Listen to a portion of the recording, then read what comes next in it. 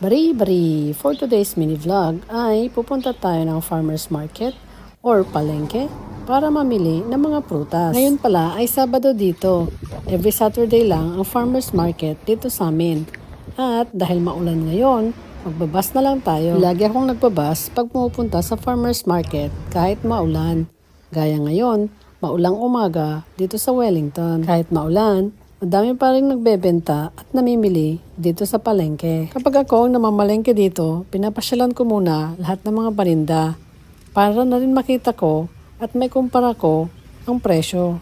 Kapag pala pumunta ka dito sa farmer's market, kailangan mo magdala ng iyong sariling lalagyan. Hindi kasi sila nagbibigay ng mga plastic or lagayan. Ang mga basket na nandito ay ginagamit kapag kayo ay bibili dito sa kanilang mga paninda. Isasauli nyo din pag kayo ay nakapagbayad na. So ayan, kahit maulan at mahangin, madami pa rin ang namamalengke dito.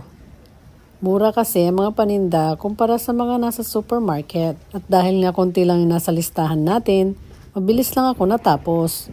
Kaya naman, uwi na tayo. Bus nga pala ang sasakyan papunta rito at maglalakad ka na lang ng mga ilang minuto. So ito na nga yung aking mga napamili. Carrots, saging, pear, pumpkin, kamatis, lettuce, kamote, at mandarin. That's it for today's mini vlog. Thank you for watching. Paalam!